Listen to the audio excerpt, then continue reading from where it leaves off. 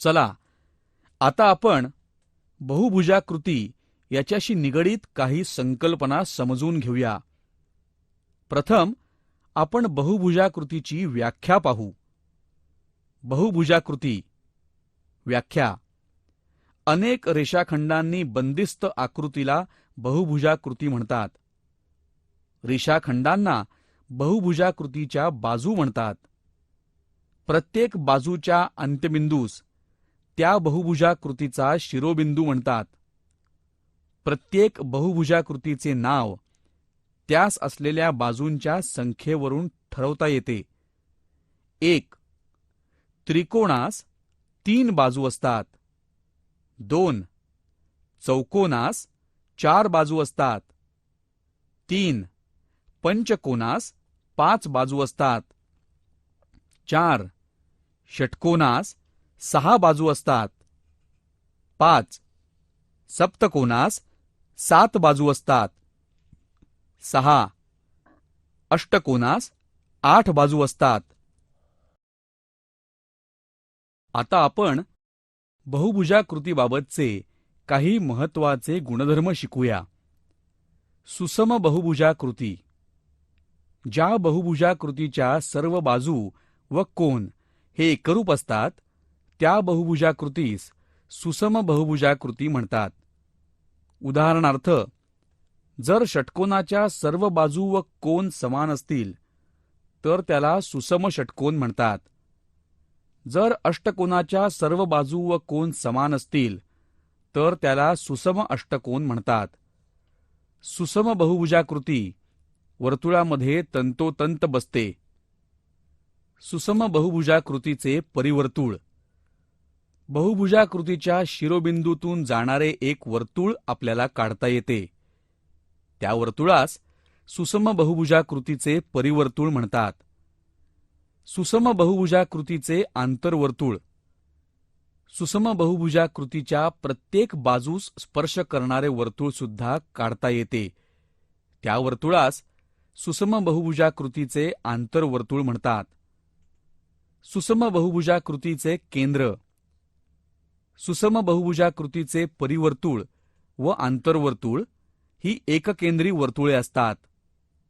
आकृतीमध्ये बिंदू ओ हा बहुभुजाकृती ABCDEF चा केंद्र आहे. आंतरत्रिज्या: सुसम बहुभुजाकृतीच्या केंद्रबिंदूतून त्याच्या कोणत्याही भुजेवर टाकलेल्या लंब रेषाखंडास त्याच्या आंतरवर्तुळाची त्रिज्या म्हणजे आंतरत्रिज्या म्हणतात. ती R या अक्षराने दर्शविली जाते. आकृती पहा. आंतरत्रिज्या OP बरोबर R. परित्रिज्या: सुसम बहुभुजाकृतीचा केंद्रबिंदू व त्याचा कोणताही शिरोबिंदू यांना जोडणाऱ्या रेषाखंडास त्या सुसम बहुभुजाकृतीच्या परिवर्तुळाची त्रिज्या म्हणजेच परित्रिज्या म्हणतात. ती R या अक्षराने दर्शविली जाते. बाजूच्या आकृतीत परित्रिज्या OA बरोबर R. चला आपण सुसम बहुभुजाकृतीच्या क्षेत्रफळाची काही महत्त्वाची सूत्रे नोंद करून घेऊ. 1.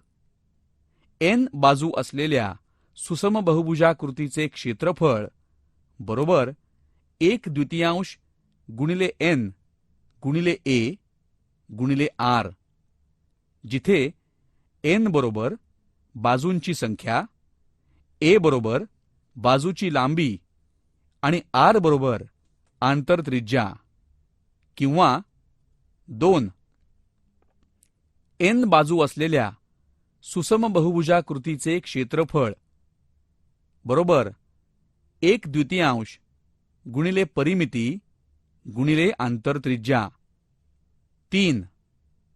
N बाजू असलेल्या सुसम बहुभुजाकृतीची परिमिती बरोबर 2A/R, जिथे A म्हणजे बहुभुजाकृतीचे क्षेत्रफळ आणि R बरोबर आंतरत्रिज्या. 4. सुसम बहुभुजाकृतीचे क्षेत्रफळ बरोबर 1/2 गुणिले परिमिती गुणिले वर्गमुळात परित्रिज्या वर्ग वजा बाजू वर्ग छेद 4. 5. सुसम षटकोनाचे क्षेत्रफळ बरोबर 3 वर्गमुळात 3 छेद 2 गुणिले बाजू वर्ग. 6. सुसम अष्टकोनाचे क्षेत्रफळ 2 गुणिले 1 अधिक वर्गमुळात 2 गुणिले बाजूचा वर्ग. चला आता आपण अभ्यास 9.4 मधील काही उदाहरणे सोडवूया. ही उदाहरणे सुसम बहुभुजाकृती यावर आधारित आहेत. अभ्यास 9.4 प्रश्न 1. सुसम षटकोनाचे क्षेत्रफळ काढा. जर प्रत्येक बाजूची लांबी खाली दिल्याप्रमाणे असेल 3 चे वर्गमूळ बरोबर 1.732. उकल. सुसम षटकोनाची प्रत्येक बाजू 9 सेंटीमीटर दिलेली आहे आणि वर्गमुळात 3 ची किंमत बरोबर 1.732 अशी दिलेली आहे.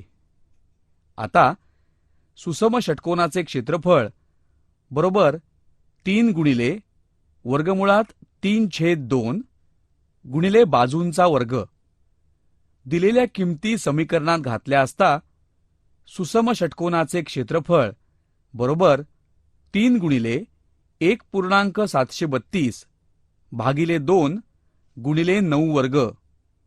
म्हणून सुसम षटकोनाचे क्षेत्रफळ बरोबर 5.196 भागिले 2 गुणिले 81. सुसम षटकोनाचे क्षेत्रफळ बरोबर 2.598 गुणिले 81. म्हणून सुसम षटकोनाचे क्षेत्रफळ बरोबर 210.438 सेंटीमीटर वर्ग. म्हणून सुसम षटकोनाचे क्षेत्रफळ बरोबर 210.438 सेंटीमीटरचा वर्ग. प्रश्न 2. सुसम अष्टकोनाचे क्षेत्रफळ काढा. जेव्हा त्याच्या बाजूची लांबी 5 सेंटीमीटर आणि वर्गमुळात 2 बरोबर 1.414 आहे. उकल. सुसम अष्टकोनाची बाजू बरोबर 5 सेंटीमीटर आणि वर्गमुळात 2 बरोबर 1.414. सुसम अष्टकोनाचे क्षेत्रफळ बरोबर 2 गुणिले 1 अधिक वर्गमुळात 2 गुणिले बाजू वर्ग दिलेल्या किमती समीकरणात घालूया.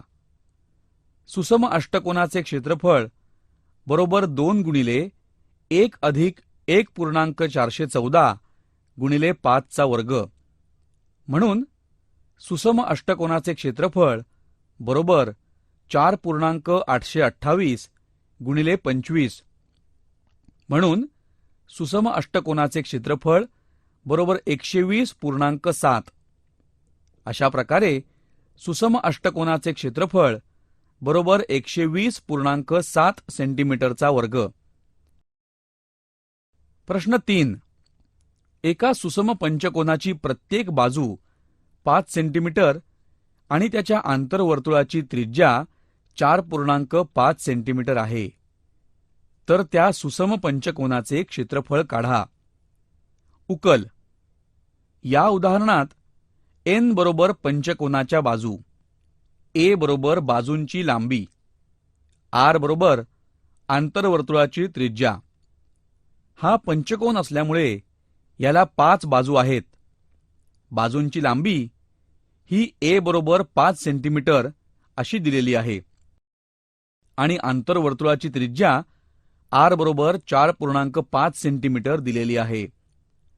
सुसम पंचकोनाचे क्षेत्रफळ बरोबर 1/2 गुणिले n गुणिले a गुणिले r दिलेल्या किमती सूत्रात वापरल्या असता आपल्याला मिळेल सुसम पंचकोनाचे क्षेत्रफळ बरोबर 1/2 गुणिले 5 गुणिले 5 गुणिले 4.5.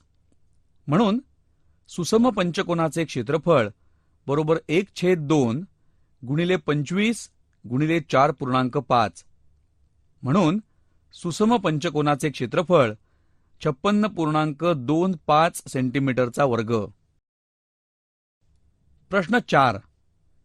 एका सुसम पंचकोनाची प्रत्येक बाजू 5 सेंटीमीटर व त्याच्या परिवर्तुळाची त्रिज्या 3.5 सेंटीमीटर आहे. तर त्या सुसम पंचकोनाचे क्षेत्रफळ काढा. उकल. सुसम पंचकोनाची बाजू बरोबर ए बरोबर 5 सेंटीमीटर आणि परिवर्तुळाची त्रिज्या बरोबर आर बरोबर 3.5 सेंटीमीटर. हा पंचकोन असल्यामुळे बाजूंची संख्या बरोबर एन बरोबर 5. पंचकोनाचे क्षेत्रफळ बरोबर 1/2 गुणिले एन गुणिले ए गुणिले वर्गमुळात आर वर्ग वजा ए वर्ग छेद 4. दिलेल्या किमती समीकरणात घातल्या असता पंचकोनाचे क्षेत्रफळ बरोबर 1/2 गुणिले 5 गुणिले 5 गुणिले वर्गमुळात 3.5 चा वर्ग वजा 5 चा वर्ग छेद 4. म्हणून पंचकोनाचे क्षेत्रफळ बरोबर 1/2 गुणिले 25 गुणिले वर्गमूळ चिन्हात 12.25 वजा 25 छेद 4 म्हणजेच 12.5 गुणिले वर्गमूळ चिन्हात 12.25 वजा 6.25 बरोबर 12.5 गुणिले वर्गमूळ चिन्हात 6 बरोबर 30.625 सेंटीमीटरचा वर्ग. म्हणून पंचकोनाचे क्षेत्रफळ बरोबर 30.625 सेंटीमीटर वर्ग. प्रश्न 5. सुसम षटकोन वर्तुळामध्ये आंतरलिखित केला आहे. त्या वर्तुळाची त्रिज्या 6 सेंटीमीटर असेल तर रेखांकित भागाचे क्षेत्रफळ काढा. वर्गमूळ चिन्हात 3 बरोबर 1.732 पाय बरोबर 3.14. उकल. सोबत दिलेली आकृती पहा. आपण रेखांकित भागाचे क्षेत्रफळ मोजण्यासाठी आपल्याला वर्तुळाचे क्षेत्रफळ आणि षटकोनाचे क्षेत्रफळ यांच्यातील फरक काढावा लागेल. म्हणजे रेखांकित भागाचे क्षेत्रफळ बरोबर वर्तुळाचे क्षेत्रफळ वजा षटकोनाचे क्षेत्रफळ. रेखांकित भागाचे क्षेत्रफळ बरोबर पाय आर वर्ग वजा 3 वर्गमूळ चिन्हात 3/2 गुणिले बाजू वर्ग. दिलेल्या किमती समीकरणात घातल्या असता आपल्याला रेखांकित भागाचे क्षेत्रफळ बरोबर 3.14 गुणिले 6 वर्ग वजा 3 गुणिले 1.73 छेद 2 गुणिले 6 वर्ग. रेखांकित भागाचे क्षेत्रफळ बरोबर 3.14 गुणिले 36 वजा 5.19 छेद 2 गुणिले 36. रेखांकित भागाचे क्षेत्रफळ बरोबर 113.04 वजा 5.19 गुणिले 18. रेखांकित भागाचे क्षेत्रफळ बरोबर 113.04 वजा 93.42. रेखांकित भागाचे क्षेत्रफळ बरोबर 19.62. म्हणून रेखांकित भागाचे क्षेत्रफळ बरोबर 19.62 सेंटीमीटरचा वर्ग.